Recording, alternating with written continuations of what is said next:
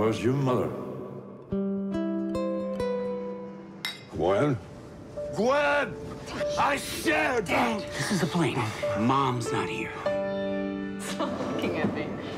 How was your trip out here, Daddy? Who cares? You asked me to come get you. Remember? I would never say that. Dad, you know Mom's not here. Did you forget because you're too old? Looks like a goddamn girl. Did they know you were a fag in the army? I didn't really know it myself. You can attack me all you want, but I am not going to engage with you on that level anymore. When a guy my age thinks he has to pee, he already did. I know what you're trying to do. You are such an asshole. And you're a fucking pansy. I'm trying to help you, Dad. Heaven doesn't want him, and hell keeps sending him back.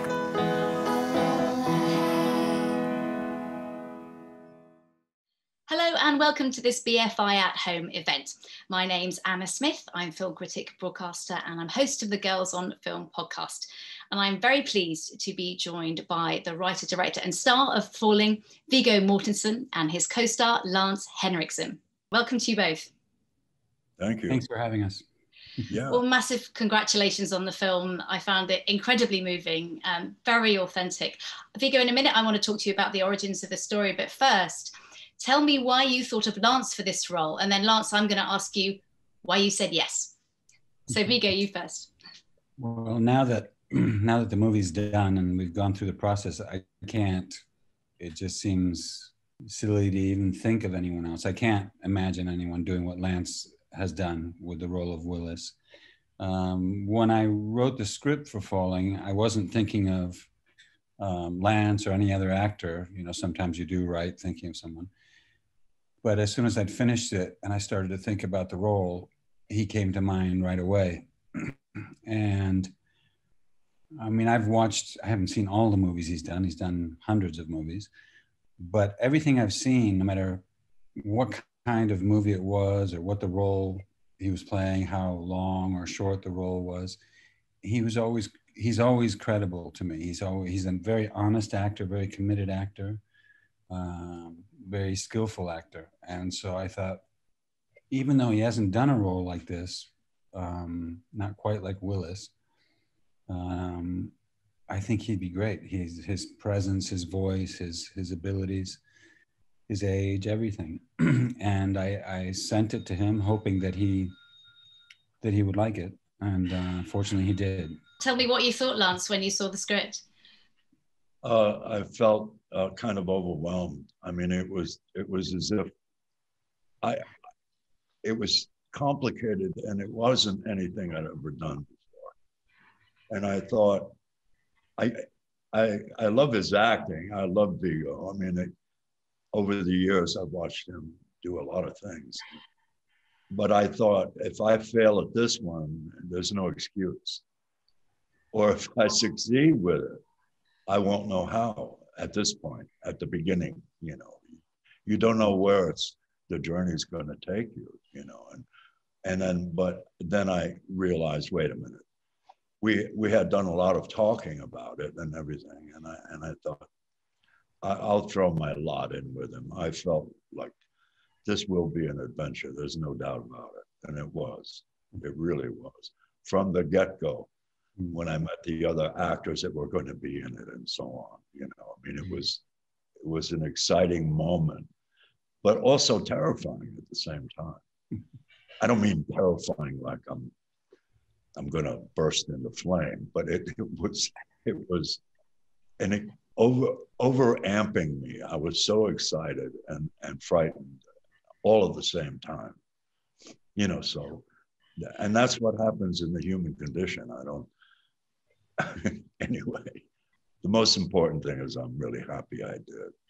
You know? It is a tremendous film, and you're both fantastic in it. And Viggo, I mean, you mentioned there, Lance, that you alluded to the fact that it's a very intense film. Viggo, why did you want to tell this story about this particular condition? Well, I mean, it started as a story that I was actually working on another script for another movie I'd hoped to make that I would be able to direct. And I've tried that over the years with many scripts. Falling even took a couple of tries before we managed to secure the financing and actually hold on to it. But these are things that happen with independent filmmaking. When I started to write this, it was after my mother's funeral, and I was thinking about her really, and things that she had said, things I remembered about her. You know, memories really about our family from my childhood, my adolescence. And so I started writing these things down, these stories that I remembered about her, because I didn't want to forget them. And I looked at these notes, you know, things that happened at different times. And I thought, this is an interesting structure for a story, you know. And the idea of memory was something I wanted to explore, how subjective it is, how one can remember the same thing as someone else, an event that you were both at about the same person, and have quite different memories, you know, and these memories seem to evolve to the point where you have to conclude that memory is more a collection of feelings than facts, really. And I wanted to explore that and maybe what the limits of communication were. You know, this is a story that at the center of it, as you've all seen, is a story about a father and a son who don't have the easiest time communicating. And, you know, it begs the question, well, why bother if someone is not willing to communicate with you, or is so offensive at times, or, you know, makes it so difficult? Well, it's family for one thing, and for another, it's an individual choice, you know. Some people, like John, the character I play, choose to be as stubborn about trying to communicate, about trying to find some point of contact or empathy with people who don't seem to have any interest in communicating at all.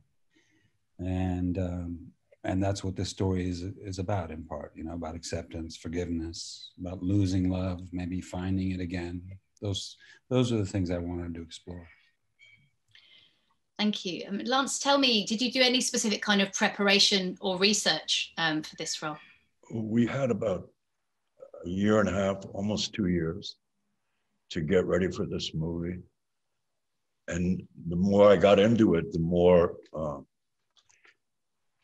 I was dipping into a world that I hadn't done as an actor. It really was very, very detailed, very complicated, and also very, it had to be spontaneous. It couldn't be, you know, I didn't want to get caught acting. That's the simplest way of putting it. I'd rather be it than act it, you know, because otherwise you're looking at yourself in a mirror while you're doing something, and that's no good. That won't work. Some scenes we finished, and I had no idea what I had just done, no idea at all, but we had done it. So, and I didn't know where it would take me or anything. So there's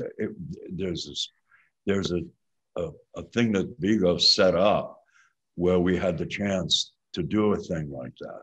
Because normally there's a lot of, you know, in films, you know what's coming, you know all what's coming. But with this movie, these characters working together, we didn't know what was coming. And that's pretty exciting, but it's like walking on a high wire, you know, across the cat. You were a great partner, I have to say, Lance. I mean, my original intention wasn't to actually act in it, as you know, but once I realized how difficult it was to find the financing, I thought, well, it might be a little easier if I participate as well as an actor. But I also thought we've been doing so much work together and getting to know each other, right, and working on the script.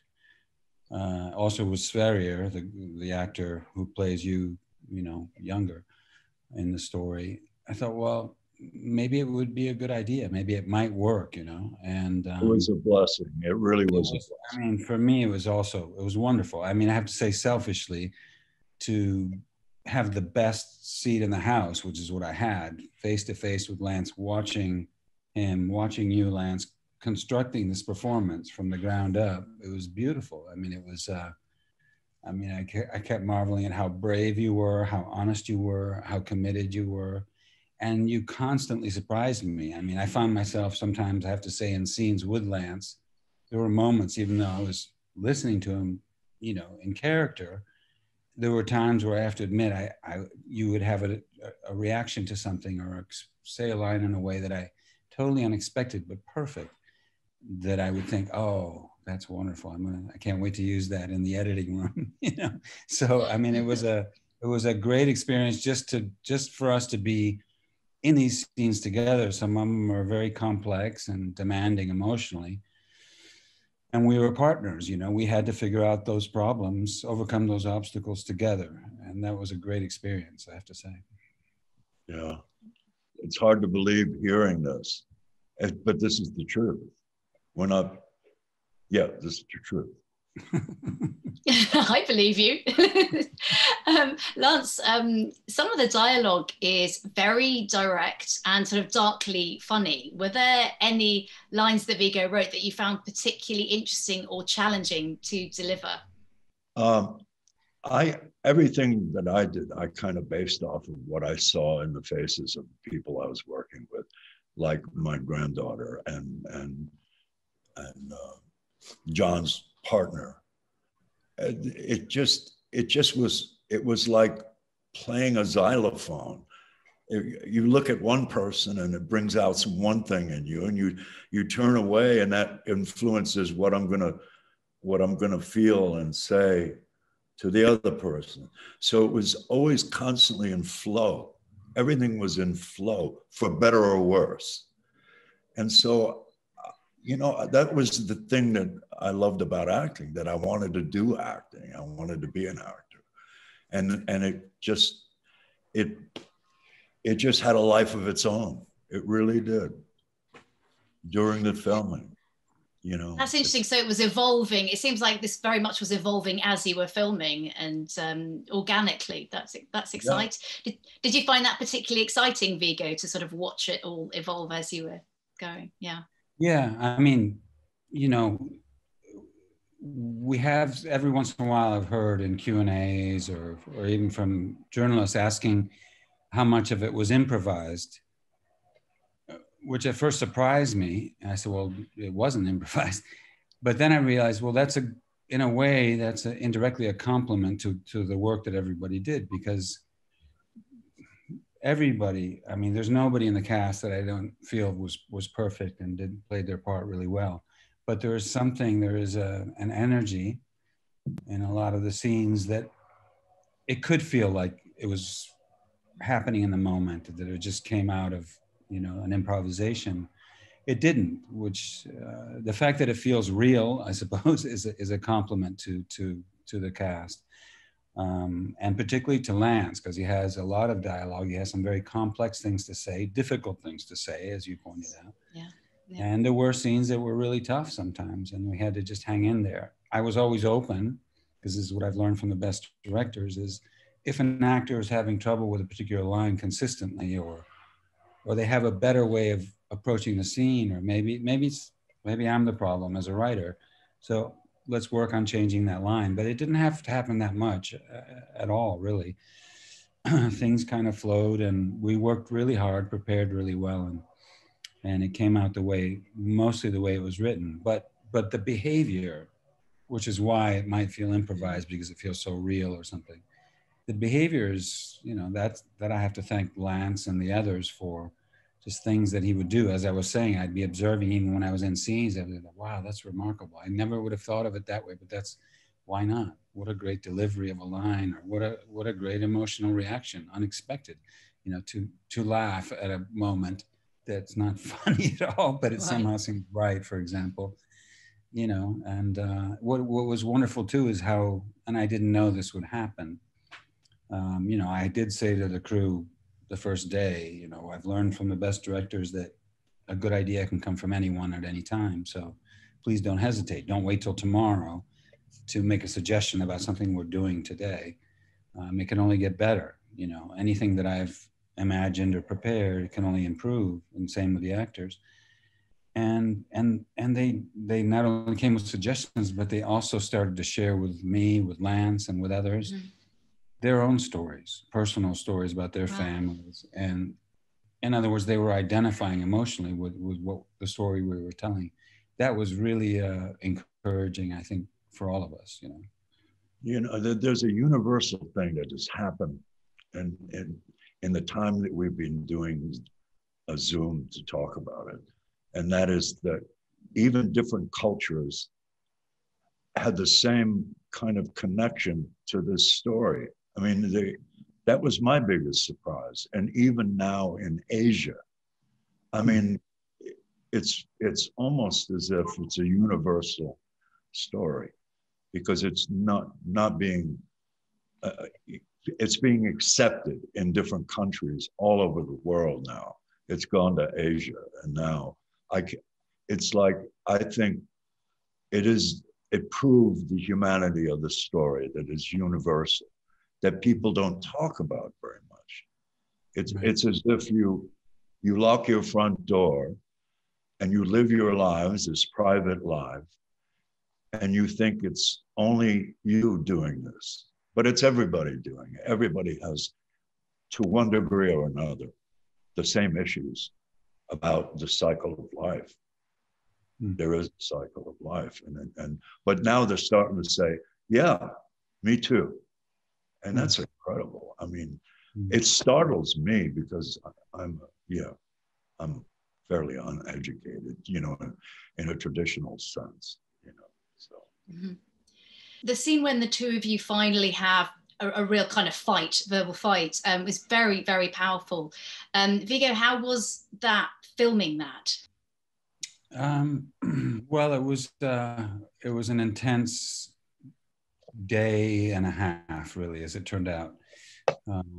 We both knew, we all knew, but especially Lance and I, that this scene was as important or more important than any other scene. You know, that if this scene didn't work, didn't get to a certain level, the movie would have a ceiling. It could only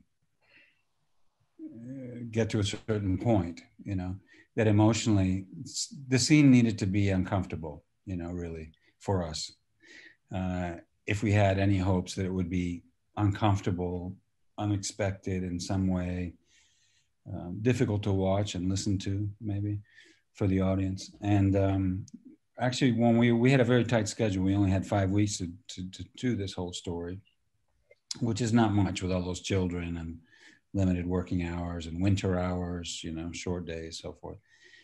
And, you know, we didn't have time to repeat scenes or shoot them again, but we were in the first part of that scene before things really break loose and get out of control. And we were shooting and we were doing all right. And there was a break, a few minutes, and Lance and I went outside to talk for a bit. And just as we, you know, usually did. And usually we talked about other things, but Lance turned to me and said, how do you think it's going? And I said, I think it's correct. I think what we're doing is right.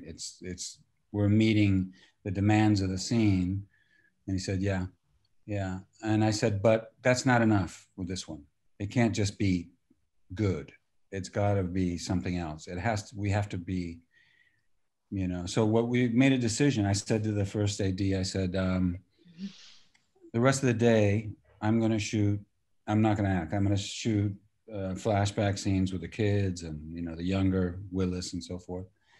And Lance and I decided to take a break, and Lance went back to his house, to his hotel, and we worked on this scene. And then the next day as well, we just took time off. Let's think about it, reread the scene. We'll talk about it tonight and tomorrow night, and then we'll come back Friday morning and really go at it.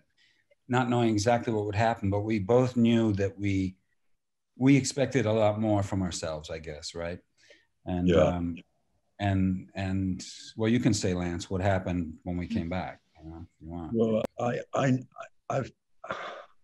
it was so baffling in a way, because again, here I'm in a situation where I really respect you, Viggo, and I'm realizing the depth of the rage of this character. I felt it. I just felt that it was ready to go, but I didn't know. I didn't know the form it would take, to be honest. I really didn't. I felt more like a raven on fire, and it was just, it felt almost impossible. And I actually remember catching you, when I was throwing a punch at you or slapping at you. And I almost stopped because I didn't want to do that. I mean, I know how to do it without hitting. Sure. And it just shot a jolt of reality into it. All right, I'd already done that. Now I'm gonna go for it. I'm just gonna go for it. I can't stand in the middle of a scene and feel bad that I caught you. No. And it just took off. Yeah. From that point on, it just took off. And I only know what happened by watching it, because I don't know what happened while I was doing it. And the crew, how they reacted afterward, that was, oh yeah, I mean, they were. We quit after we had finished the scene. We walked around the corner, and there was a video village, and the crew was standing there. They'd all bunched up watching it, and they were crying. And we figured, I think we got it. I think we got the scene. Yeah, no, it was an amazing day as it turned out. Difficult scene. It had to be difficult, Yeah, it really was. Yeah. Thank you for sharing that. It is an extraordinary scene, and that's so interesting to hear. Viggo, you mentioned the rest of the cast. Would you like to talk a little bit about some of the key cast members? Because it is a fantastic array of talent that you've assembled. Well, we were very fortunate to have Laura Linney playing my sister.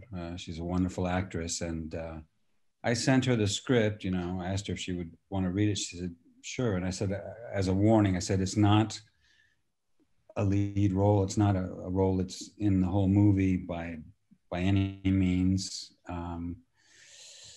But I think that I need someone who's really great, who can, the moment she arrives, you understand something else entirely about the family and the relationship with her brother and her father and all that. I've admired her for years, and fortunately she loved the writing. She liked the script a lot, and she was game, and she's wonderful in the movie. One of the most important roles for me to cast after Lance, maybe the most, was the role of Gwen.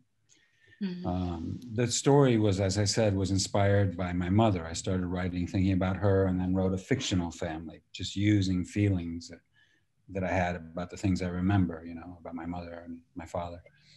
And, but even so, the movie for me remains, she is the character that is at the center of it for me emotionally. She is the conscience, or the emotional fulcrum, if you will, of the story. It's often her memory or their differing feelings about her, about that woman, that caused John and Willis to disagree, to butt heads beyond their ideological differences and all that, political differences, what have you. It's the memory of this woman that they're really fighting about. And so is Laura's character, my sister Sarah.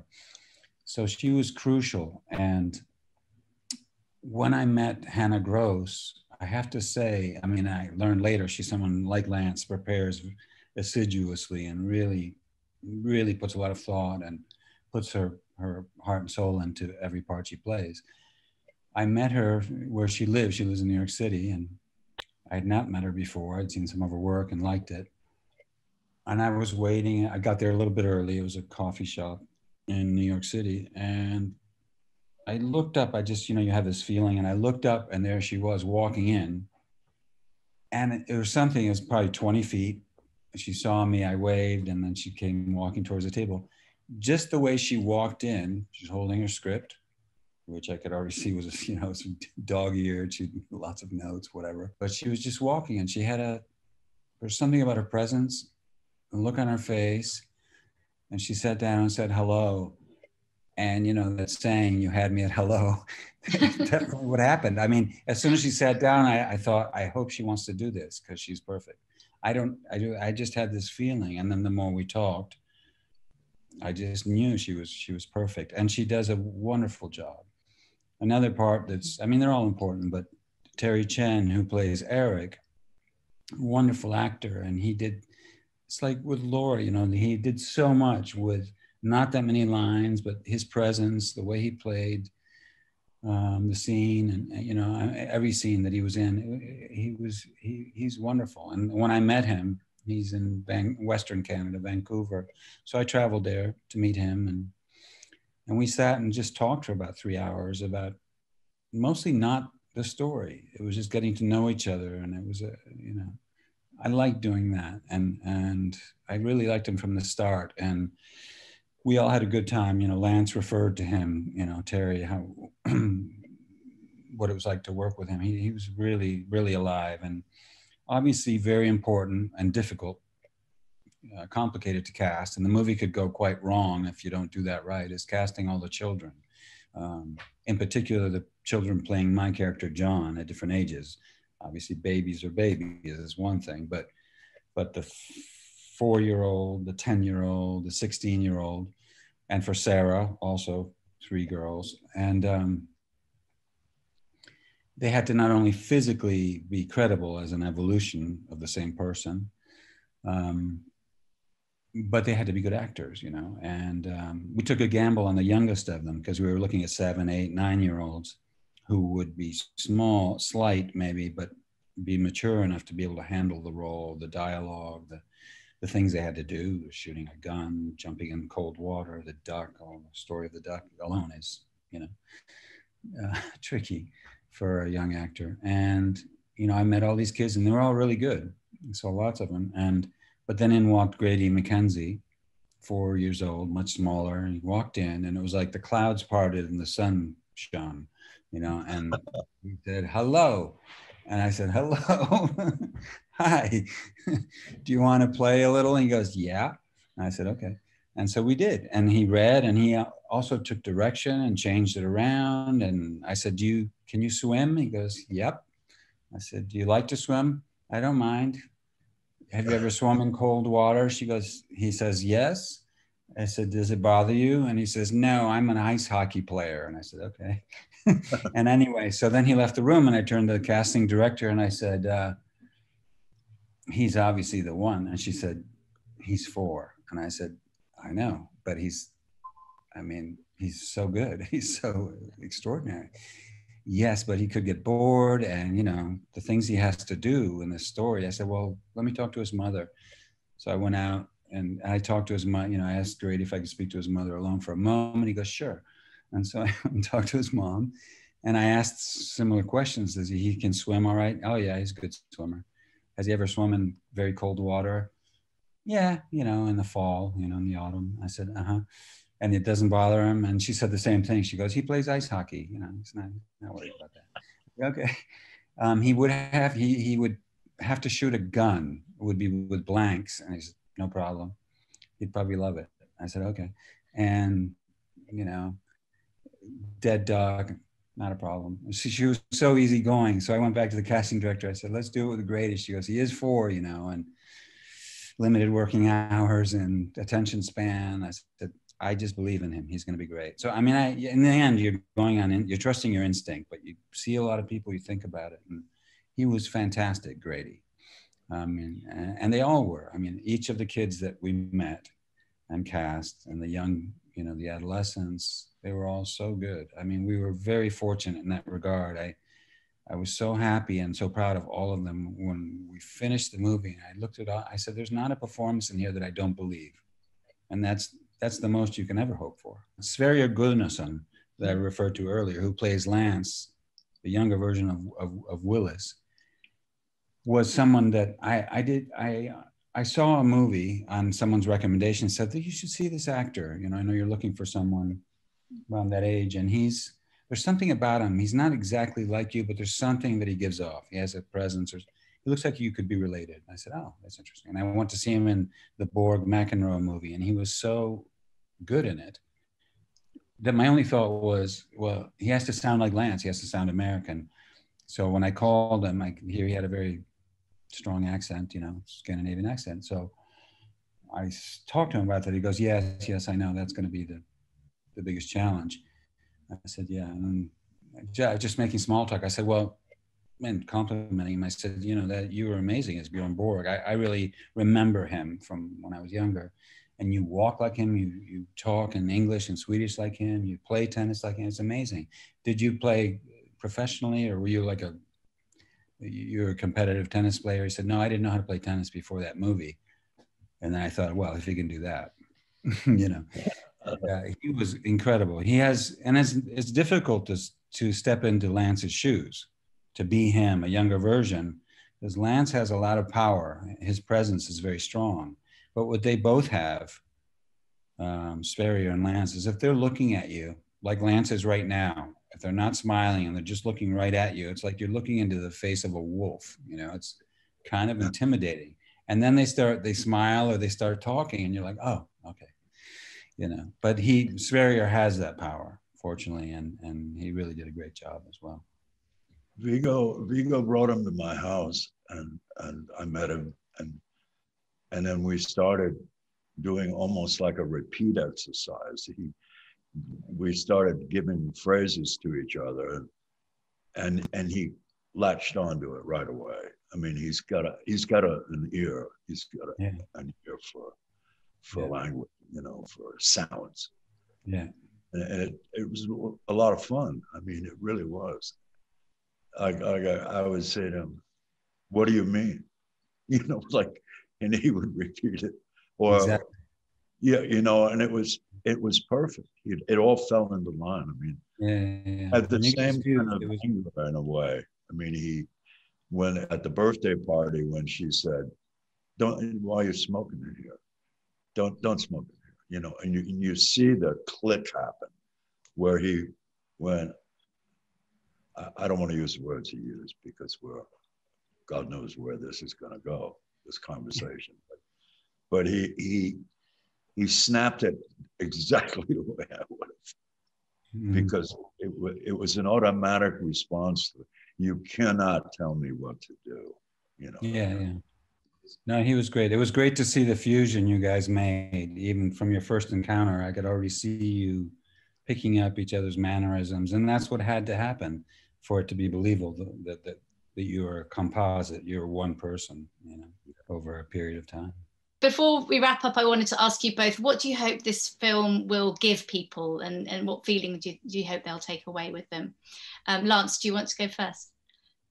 Yeah, I feel it will have given them as much as it gave me. I mean, because when I walked away from the film, I felt fulfilled. I felt like I don't know what it's going to look like because, you know, now it's in Viggo's hands about editing and everything else and following his themes. But I felt like, you know what, that was worth doing. I mean, I never had an experience like that, a protracted character where there's evolution and there's all kinds of surprises and constantly, you know. But I felt proud of myself for having done it, and Viggo for having done it, because it wasn't an easy movie to make. I think what I want someone to take away from it, I think perhaps the importance of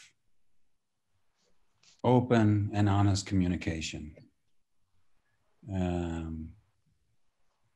and that there is no one that you can't at least try to communicate with. Find a way to see and hear, accept, even if you disagree about just about everything, maybe everything.